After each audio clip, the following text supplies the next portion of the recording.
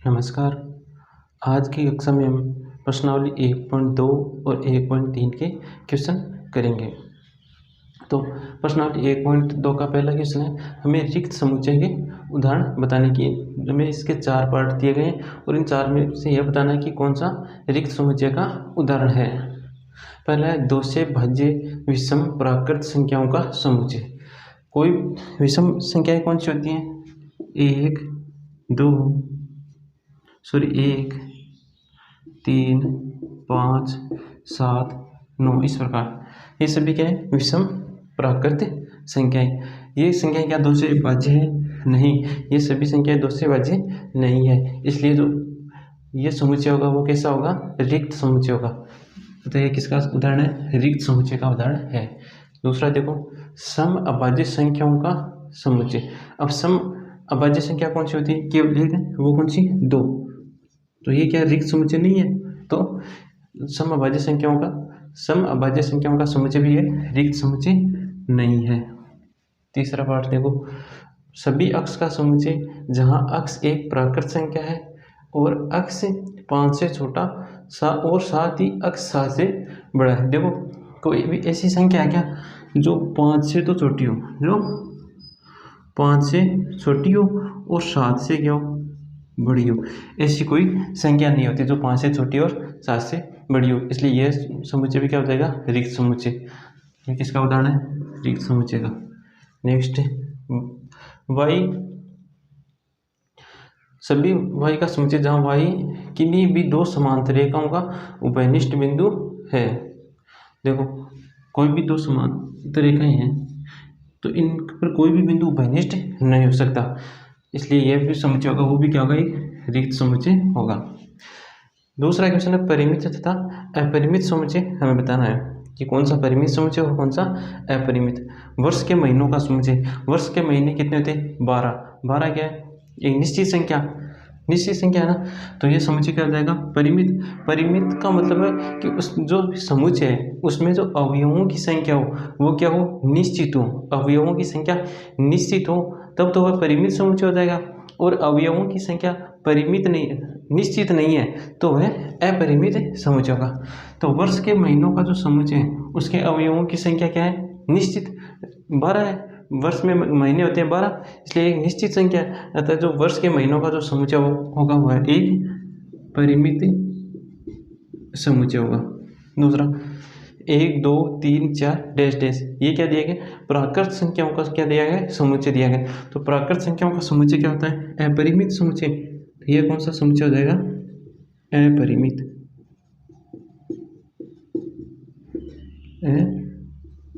समुच्चय होगा।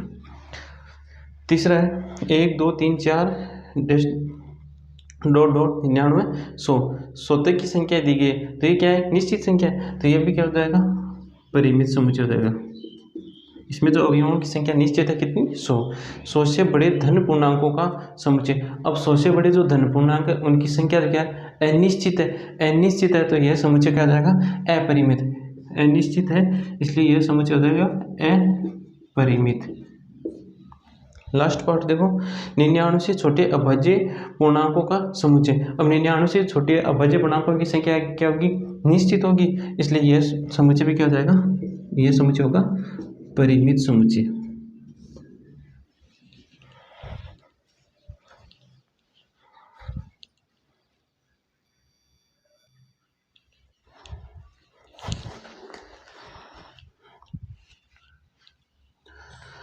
Question number 3, निम्नलिखित समुच्चय में से प्रत्येक के लिए बताइए कि कौन परिमित है तथा कौन अपरिमित।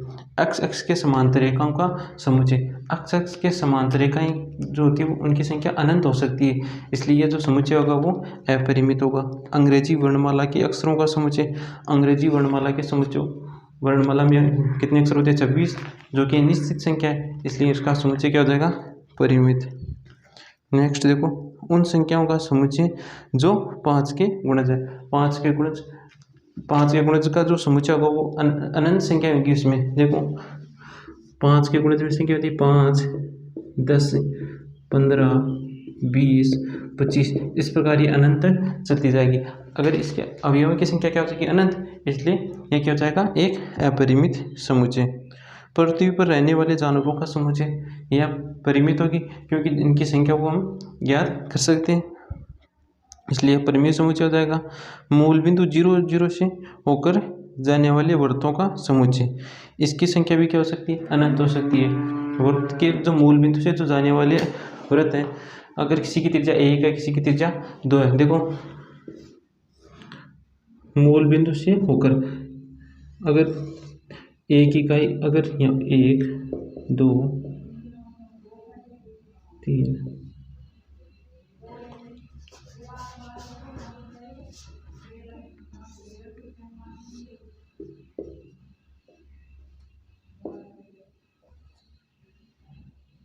ये कह रहा है कि मूल बिंदु से जो वृत्त होगा वो इस प्रकार से भी जा सकता है, मूल बिंदु से होकर यहाँ से भी इस प्रकार भी जा सकता है, कोई इस प्रकार से भी जा सकता है, इस प्रकार से उसकी त्रिज्या बड़ी होगी तो और उसकी त्रिज्या बड़ी होगी।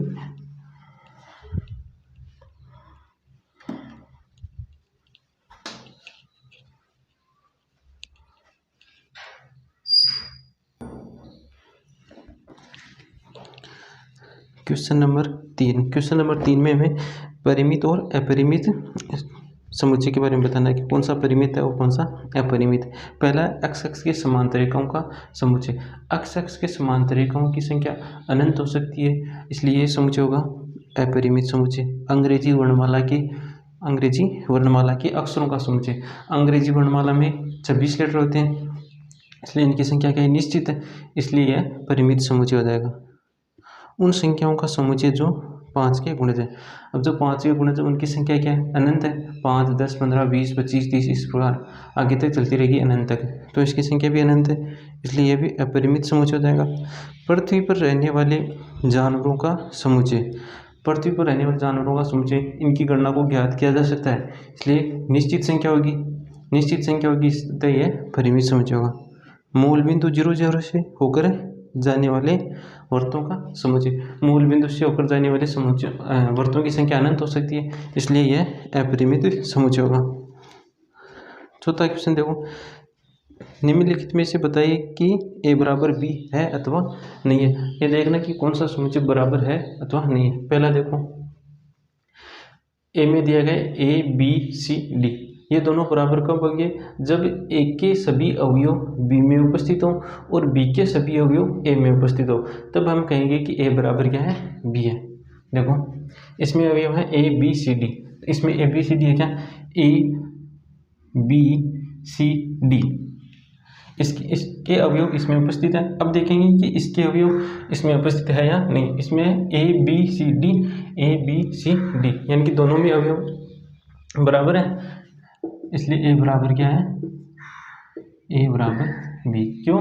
क्योंकि a के अवयवों की संख्या b में और b के जो अवयव है b में जो अवयव है वही अवयव किसमें? a में। दूसरा देखो, 4, 8, 12, 16, यह अवयव 20 समुच्चय में है क्या? 4 है, 8 है, 12 नहीं है। इसका एक भी अवयव अगर इसमें नहीं होगा ना तो वो बराबर नहीं होगा। इसमें 12 है, इसमें नहीं है, अतः a बराबर b नहीं है। दूसरा देखो, 2, 4, 6, 8, 10, इस समुच्चय में तो क्या है? 2, 4, 6, 8, 10, और b समुच्चय में दिया गया सभी अक्ष का समुच्चय जहाँ अक्ष सम धन पूर्णांक है और अक्ष है वो 10 के बराबर तथा 10 से छोटी संख्या है। तो समधन पूर्णांक संख्या तो कौन कौन सी होती है? 2, 4, 6, 8, 10, 12, 14, 16, 18, 20 इस प्रकार आगे तक चलती जाएंगी। और एक कंडीशन और दी गई कि वो जो संख्या है वो अक्ष है वो क्या है? 10 के बराबर तथा 10 से छोटी है। तो समधन पूर्णांक संख्या तो कौन कौन सी हो जाएगी? 2, 4, 6, 8, 10, और साथ में जो कंडीशन दी गई है वो है कि अक्ष जो संख्या है वह 10 के बराबर तथा 10 से छोटी है। तो ये इसका हमने इसको इस रूप में लिखा, रोस्ट रूप में लिख लिया।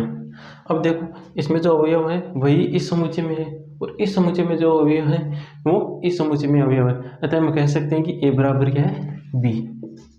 a बराबर क्या है? b।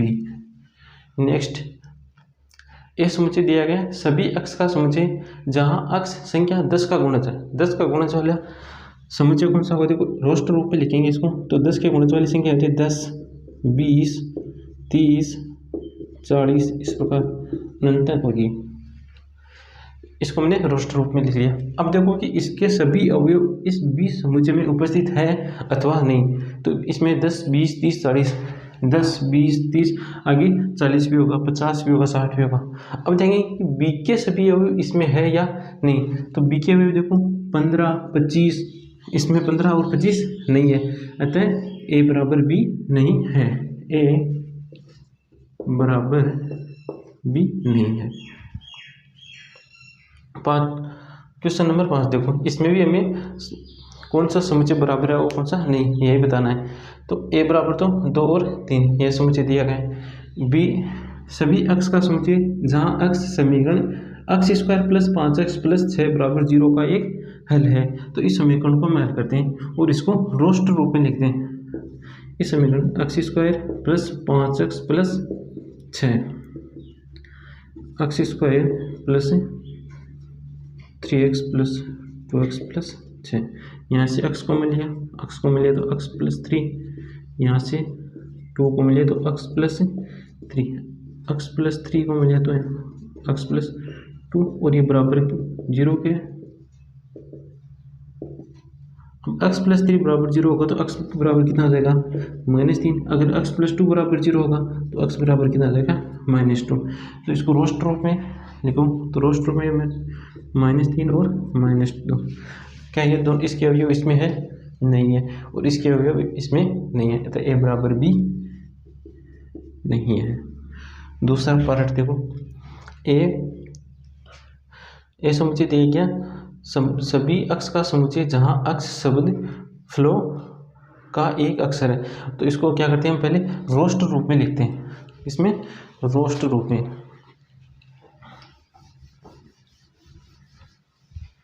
तो रोस्ट रूप में देखो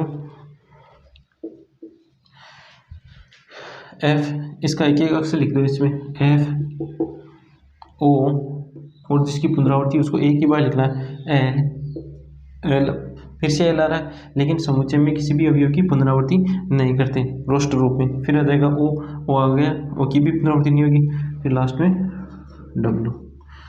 अब इसको भी हम रोस्ट रूप में लिखेंगे, इसको रोस्ट रूप में लिखेंगे तो डब्लू ओ एल और एफ। अब देखो इन दोनों में अवयव है वो समान है या नहीं। तो इसमें देखो एफ, इसमें भी एफ आ रहा है, ओ एल एल डब्लू, कहने का मतलब इसके सभी अवयव इसमें मौजूद है। क्या इसके भी इसमें मौजूद है? देखो एफ इसमें भी आ रहा है, एल एल ओ डब्लू, अर्थात इसके भी सभी अवयव इस समुच्चय में आ रहे हैं, अतः ए बराबर बी है, अतः ए बराबर बी।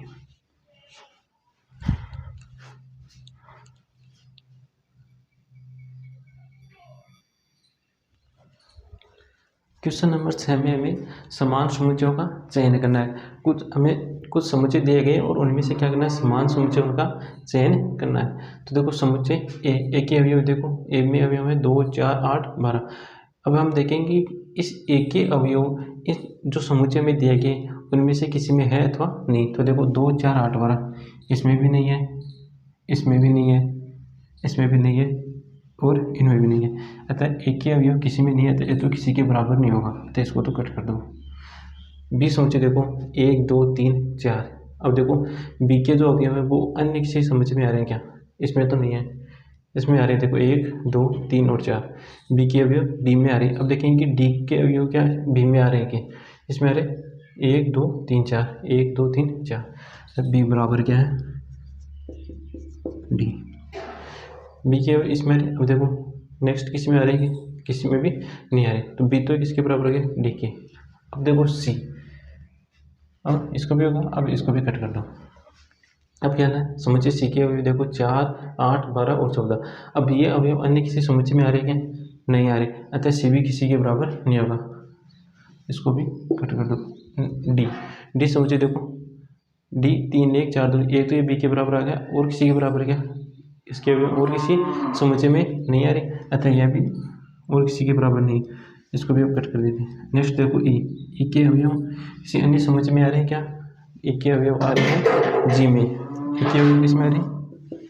जी में। और जी के भी ई में आ रहे हैं, इसलिए ई किसके बराबर हो गया? जी के। एफ देखो समुच्चय एफ में 0 और ए है। क्या 0 और ए अन्य किसी समुच्चय में आ रहा है?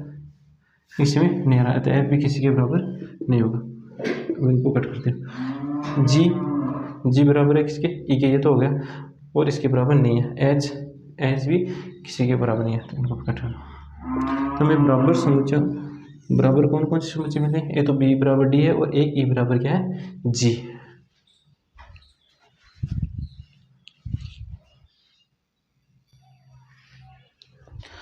प्रश्नावली 1.3 का पहला क्वेश्चन है। इसमें उप समुच्चय का प्रतीक चिन्ह लगाना और कथन को सही करना है। देखो पहला क्वेश्चन का पहला पार्ट देखो, जो समुच्चय दिया गया है उसमें अवयव है 2, 3 और 4। अब 2, 3, 4 इस समुच्चय में है क्या? हाँ है 2, 4। इसके सभी अवयव इस समुच्चय में उपस्थित है, इसलिए यह समुच्चय इस समुच्चय का क्या हो जाएगा? उप समुच्चय। इसलिए यहाँ पर ये चिन्ह आ जाएगा उप समुच्चय का। दूसरा देखो ए बी सी, क्या ये सभी अवयव इसमें है? इसमें उपस्थित नहीं है। ए और बी इसमें उपस्थित नहीं है, इसलिए इसका उप समुच्चय नहीं होगा। तीसरा सभी अक्ष का समुच्चय जहाँ अक्ष आपके विद्यालय की कक्षा 11 का एक विद्यार्थी है। सभी अक्ष का समुच्चय जहाँ अक्ष आपके विद्यालय की कक्षा का एक विद्यार्थी है।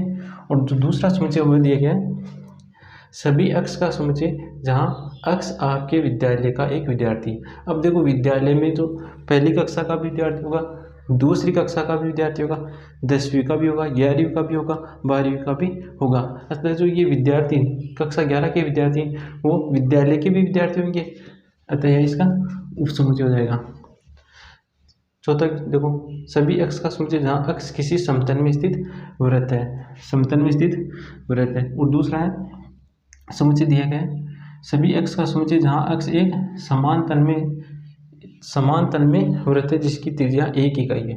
अब देखो किसी समतल में स्थित वृत्त, इसकी त्रिज्या क्या 1 इकाई भी हो सकती है, 2 इकाई भी हो सकती है।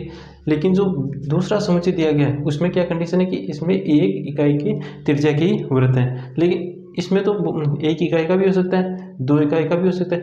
अतः इस समुच्चय में जो वृत्त होंगे वो सभी इस समुच्चय में नहीं होंगे, अतः ये इसका उप समुच्चय नहीं होगा। पांचवा सभी अक्ष का समुच्चय जहाँ अक्ष किसी समतल में स्थित त्रिभुज है। और दूसरा समुच्चय सभी अक्ष का समुच्चय जहाँ अक्ष किसी समतल में स्थित आयत है। क्या सभी समतल में स्थित त्रिभुज इस समुच्चय में आ रहे हैं? इसमें तो त्रिभुज, इसमें क्या है? आयत। अतः इसके जो सभी अवयव हैं वो इसमें नहीं होंगे, अतः ये इसका उप समुच्चय नहीं होगा। नेक्स्ट देखो सभी अक्ष का समुच्चय जहाँ अक्ष किसी समतल में स्थित समबाहु त्रिभुज है। और दूसरा समुच्चय दिया गया है सभी अक्ष का समुच्चय जहाँ अक्ष किसी समतल में स्थित एक त्रिभुज। अब त्रिभुज है उसमें तो कोई सा भी त्रिभुज हो सकता है, समबाहु त्रिभुज समबाहु भी हो सकता है, विषमबाहु भी हो सकता है, समद्विबाहु भी हो सकता है, और समकोण त्रिभुज भी हो सकता है। इसमें तो सभी त्रिभुज आ रहे। और इसमें क्या है? एक समबाहु त्रिभुज।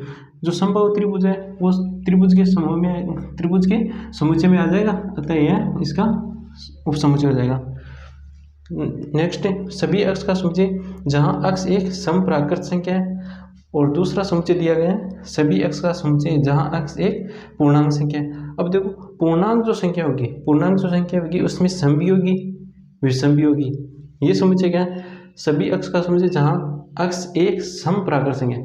जो सम संख्याएं हैं वो पूर्णांक संख्याओं में आती है, अतः यह इसका क्या हो जाएगा?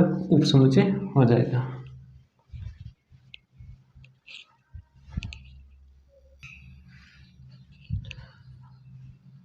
दूसरे क्वेश्चन में हमें सत्य और असत्य बताना है कि इनमें जो हमें 6 कथन दिए गए इनमें से हमें कौन सा कथन सत्य और कौन सा कथन सत्य नहीं है बताना। पहला देखो समुच्चय ए बी उप समुच्चय नहीं है इसका बी सी ए का, यह कथन सत्य का। देखो इसमें अवयव है ए और बी, यह अवयव इस समुच्चय में है इसलिए यह इसका क्या? उप समुच्चय। इसके अवयव इसमें उपस्थित हैं इसलिए यह समुच्चय इसका क्या होगा? उप समुच्चय होगा, अतः यह कथन क्या है? गलत। दूसरा कथन देखो ए ई उपसमुच्चय किसका? सभी अक्ष का समुच्चय जहाँ अक्ष एक अंग्रेजी वर्णमाला का स्वर है। अंग्रेजी वर्णमाला के स्वर क्या होते हैं? ए ई आई और यू। ये रोस्ट रूप में इस प्रकार होगा। तो देखो ए ई इस समुच्चय में है ना, ए ई इस समुच्चय में है, इसलिए यह इसका उपसमुच्चय है, इसलिए उसका उपसमुच्चय होता है। एक कथन कैसा हो जाएगा? सत्य। यह कथन कैसा है? सत्य। तीसरा देखो समुच्चय 1 2 3 और इसमें अवयव है क्या? इसके सभी अवयव इसमें उपस्थित है? नहीं है, इसलिए यह कथन इसका उपसमुच्चय नहीं होगा। अतः कथन कैसा हो जाएगा? गलत हो जाएगा। इसमें अब ए उपसमुच्चय किसका? इसका उपसमुच्चय है क्या? देखो इसके अवयव इसमें है क्या? इसमें इसका अवयव इसमें है, इसलिए यह इसका उपसमुच्चय है।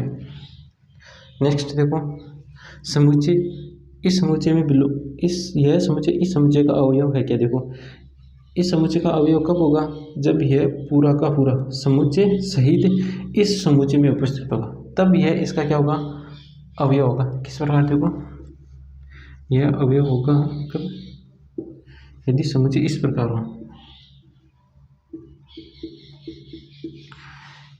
यह पूरा का पूरा समुच्चय इस समुच्चय में उपस्थित होगा, तब यह इस समुच्चय का क्या होगा? एक अवयव होगा। अतः यह कथन क्या है? गलत है। यह कथन कैसा है? गलत है। नेक्स्ट देखो सभी अक्ष का समुच्चय जहाँ अक्ष संख्या 6 से कम एक समप्राकृत संख्या, तो इसको रोस्ट रूप में लिखेंगे। रोस्ट रूप में देखो संख्या है 6 से कम एक समप्राकृत संख्या, 6 से कम समप्राकृत संख्या कौन सी है? 2 और 4। इसका रोस्ट रूप क्या हो गया? इसमें अवयव है 2 और 4।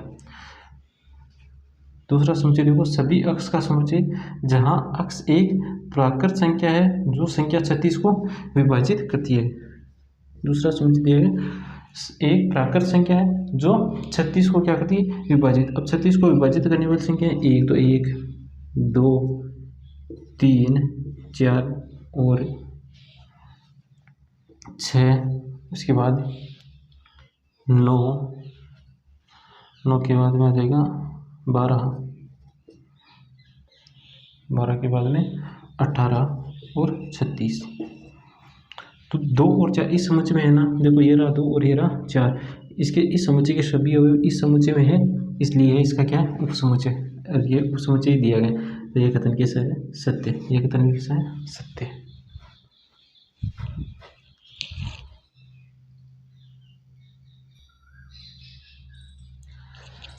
क्वेश्चन नंबर 3 में हमें एक समुच्चय दिया गया है और कुछ कथन दिए गए हैं कि और उनमें यह बताना कि ये सत्य या असत्य है। तो पहला देखो समुच्चय 3 और 4 सब उपसमुच्चय एका। देखो क्या यह इस समुच्चय के अवयव इस समुच्चय में उपस्थित है क्या? देखो इस समुच्चय में अवयव कौन कौन से हैं? 3 और 4। क्या इस समुच्चय में 3 और 4 उपस्थित है? नहीं है। देखो 3 और 4 वो एक समुच्चय के रूप में उपस्थित है, न कि 3 और 4 उपस्थित है। इस प्रकार उपस्थित है 3 और 4 क्या? समुच्चय के रूप में एक ही अवयव के रूप में उपस्थित है। 3 और 4 इस समुच्चय एक का क्या है? एक अवयव है। क्या है? एक अवयव है, न कि क्या? एक उपसमुच्चय। 3 और 4 इसका उपसमुच्चय नहीं है। 3 और 4 इस समुच्चय के लिए केवल अवयव है। उपसमुच्चय कब होगा? जब यह समुच्चय इस प्रकार हो। इस प्रकार ए बराबर है 1 2 3 4 यह समुच्चय होता है। और फिर कहता है कि 3 और 4 उपसमुच्चय है किसका? इस समुच्चय का, तब यह उपसमुच्चय होता है इसका। लेकिन यहाँ पर क्या है? एक अवयव के रूप में हमें दिया गया, न कि अलग अलग दिया। 3 और 4 हाँ यह कथन सत्य, यह कथन कैसा? असत्य है। 3 और 4 इसका क्या है? एक अवयव है। देखो इस 3 और 4 किसका क्या है? एक अवयव है। इस अवयव का अब देखो तीसरा में क्या क्या? 3 और 4 का एक अवयव लिया और इसको समुच्चय में लिख दिया। अब यह उपसमुच्चय इसका, यह समुच्चय इसका उपसमुच्चय होगा कब? जब 3 और 4 ये पूरा का पूरा 3 और 4 समुच्चय सहित इस ए में उपस्थित हो, तब यह इसका क्या होगा? उपसमुच्चय होगा। तो देखो 3 और 4 समुच्चय सहित इसमें उपस्थित है, इसलिए यह इसका क्या हो जाएगा? उपसमुच्चय हो जाएगा। 1 एक है वो एक का अवयव है, देखो ए में है, इसलिए इसका अवयव है, इसलिए सत्य की तरह एक उपसमुच्चय एक उपसमुच्चय नहीं है, क्योंकि ये तो इसका क्या है? अवयव है। नेक्स्ट 1 2 5 सबसेट है ए का। देखो 1 2 5 ये सभी अवयव, इसमें क्या 1 2 5, इसलिए ये इसका उपसमुच्चय है। कथन कैसे है? सत्य। 1 2 5 का समुच्चय इसमें बिलोंग करेगा। अब बिलोंग कब करेगा? जब यह पूरा का पूरा समुच्चय सहित क्या इसमें उपस्थित हो। क्या यह समुच्चय सहित इसमें उपस्थित है कि देखो नहीं है, इसलिए इसका अवयव नहीं है। समुच्चय 1 2 3 उप समुच्चय किसका? ए का। यह उप समुच्चय कब होगा? जब 1 2 3 इस एक के अवयव हो। 1 2, अब 3 तो 3 और 4 एक अवयव की तरह, 3 और 4 है दोनों साथ में है, न कि 3 अकेला है। तो 3 अकेला इसमें नहीं है, अवयव नहीं है 3, तो यह इसका उप समुच्चय नहीं होगा। 5 बिलोंग कर रहा है को, क्या 5 इसमें उपस्थित है? क्या 5 इसमें समुच्चय में उपस्थित नहीं है, इसलिए इसका अवयव नहीं होगा। 5 सबसेट ए का। देखो 5 है ना, वो प्रत्येक समुच्चय का क्या होता है? उप समुच्चय होता है, इसलिए यह कथन सत्य हो जाएगा। और 5 यहाँ पर जो 5 दिया गया वो समुच्चय के अंदर दिया गया, और इसका क्या है? उप समुच्चय। क्या यह समुच्चय इसका उप समुच्चय है? क्या देखो यह इसका उप समुच्चय कब होगा? जब इस समुच्चय का अवयव इसमें उपस्थित हो। तो 5 ए में उपस्थित है। क्या देखो 5 तो इसमें नहीं है, इसलिए यह कथन कैसा हो जाएगा? असत्य हो जाएगा।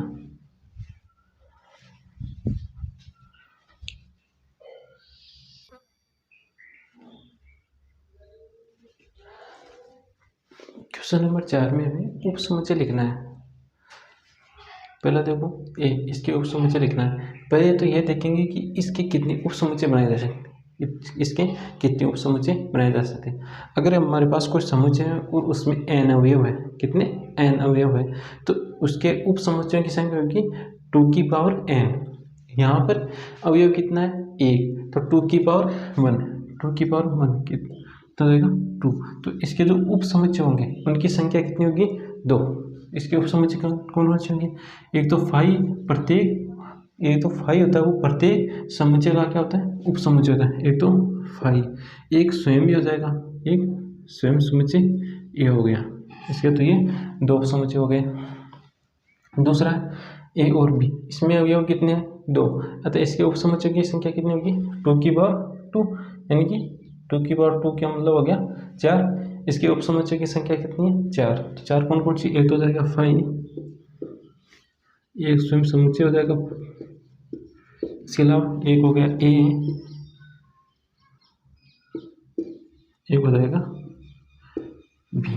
तीसरा देखो यहाँ पर इसके उप समुच्चय की संख्या कितनी होगी? 2 की पावर 3, 2 की पावर 3 का मतलब 8। इसके उप समुच्चय की संख्या कितनी होगी? 8। तो एक तो हो जाएगा 5, दूसरा हो जाएगा एक समुच्चय खुद हो जाएगा, और 1 2 3 इस प्रकार उससे अब 2 2 अवयवों को ले लेंगे, 1 2 2 3 और 1 3। देखो 1 2 3 4 5 6 7 और 8। पहले तो ये तो 5 और एक स्वयं समुच्चय खुद का क्या होता है? उप समुच्चय होता है। फिर एक एक अवयव को ले लिया, 1 2 3, फिर 2 अवयवों को साथ ले लिया। इस प्रकार इसके उप समुच्चयों की संख्या कितनी आ गई? 8। कितनी? 8। चौथा है 5 में कितना अवयव? 5 में 5 समुच्चय होता है, वो उसका मतलब है क्या? रिक्त समुच्चय, अर्थात उसमें कोई भी अवयव नहीं है, अर्थात उसमें अवयवों की संख्या क्या है? 0 होता है। इसकी उप समुच्चयों की संख्या कितनी हो जाएगी? 1, और वो भी कौन सी? स्वयं 5। 5वां क्वेश्चन देखो, पावर सेट ए का क्या है? घात समुच्चय पी ए के कितने अवयव हैं यदि ए बराबर क्या हो? 5। कहने का मतलब इसका जो घात समुच्चय होगा उसमें अवयवों की संख्या कितनी होगी? घात समुच्चय में अवयवों की संख्या कितनी होगी यदि इस ए बराबर क्या हो? 5। घात समुच्चय में अवयवों की संख्या को, अब ए में कितने अवयव हैं? 0। ए में अवयव 0, अतः ए के उप समुच्चयों की संख्या कितनी हो जाएगी? 1, वो भी कौन सी? 5। फिर इसका जो उप समुच्चय पावर घात समुच्चय में क्या होता है? इसके जितने भी उप समुच्चय उनको समुच्चय के अंदर लिखा जाता है, उसको समुच्चय के अंदर। इसका एक ही उप समुच्चय वो क्या है? 5 को क्या कर दिया हमने? समुच्चय के अंदर लिख लिया। ये इसका क्या हो गया? घात समुच्चय। क्या हो गया? घात समुच्चय। अब देखो इसमें अवयवों की संख्या कितनी है? 1। छठवां क्वेश्चन देखो, इस इसमें क्या करना है, हमें अंतराल के रूप में लिखना है। देखो सभी x का समुच्चय जहाँ x एक r का अवयव है और x वो -4 से बड़ा और 6 के बराबर तथा 6 से छोटा है, इसको क्या लिखना है, अंतराल के रूप में। देखो अंतराल के रूप में इसको यहाँ पर ध्यान देना, यहाँ पर ध्यान देना, यहाँ पर बराबर का चिन्ह है, वहाँ पर तो समवृत्त अंतराल लिखेंगे और जहाँ पर बराबर का अंतराल नहीं है वहाँ पर हम कौन सा लिखेंगे, विवृत। यहाँ पर बराबर का नहीं है तो इस प्रकार विवृत अंतराल। फिर -4, 6 और 6 के यहाँ पर क्या है, बराबर का चिन्ह, तो इसको समवृत्त अंतराल बंद कर देंगे। दूसरा देखो यहाँ पर 12 के बराबर का चिन्ह नहीं, इसलिए यहाँ पर तो विवृत अंतराल। फिर यहाँ पर भी बराबर का नहीं तो यहाँ पर भी हो जाएगा विवृत अंतराल। तीसरा देखो यहाँ पर बराबर का चिन्ह, तो बराबर वाले में तो कौन सा आ जाएगा, समवृत्त। फिर आ जाएगा 0,7, 7 के यहाँ पर बराबर का चिन्ह नहीं है तो यहाँ बराबर का नहीं है तो यहाँ पर आ जाएगा उप विवृत अंतराल। चौथा देखो सभी x का समुच्चय जहाँ x एक r का अवयव और x 3 से बड़ा है और 3 के बराबर भी है और 4 से छोटा तथा 4 के बराबर है, तो दोनों तरफ क्या रहे, बराबर, तो यहाँ पर आ जाएगा समवृत्त अंतराल, दोनों तरफ समवृत्त अंतराल।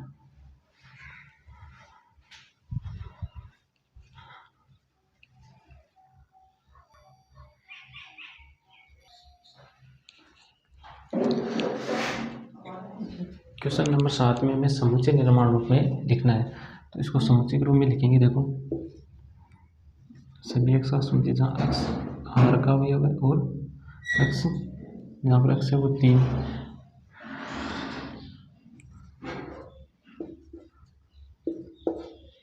इस प्रकार। देखो यहाँ पर कौन सा अंतराल है, विवृत अंतराल। विवृत अंतराल होगा तो यहाँ पर हम बराबर का चिन्ह नहीं लिखेंगे, इस अंतराल को अब इसको लिखेंगे सभी x का समुच्चय जहाँ x r का अवयव होगा और x 6 के बराबर तथा 6 से बड़ा और 12 के बराबर तथा 12 से छोटा होगा। यहाँ पर कौन सा अंतराल है, समवृत्त अंतराल। समवृत्त अंतराल है तो यहाँ पर हम बराबर का चिन्ह लगाएंगे, इसको लिखेंगे।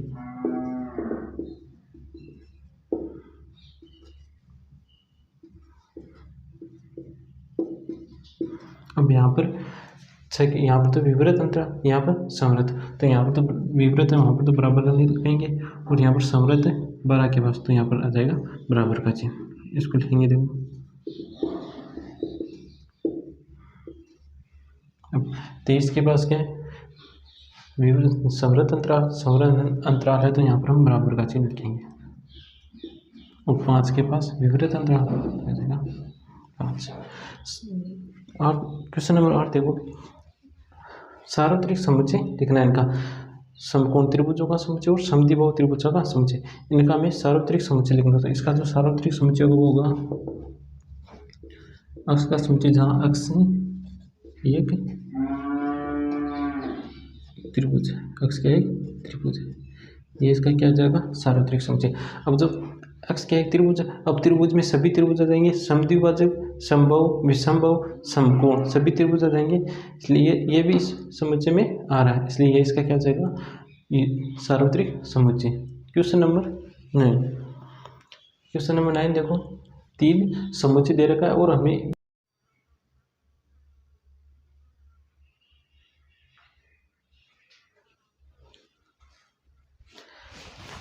क्वेश्चन नंबर 9 में हमें 3 समुच्चय दिए गए और इनका हमें उप समुच्चय बताना है।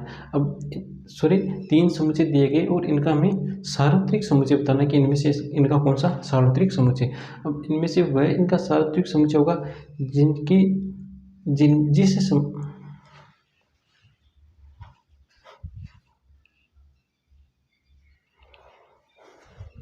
क्वेश्चन नंबर 9 में 3 समुच्चय दिए गए और हमें बताना है कि इनका सार्वत्रिक समुच्चय कौन सा।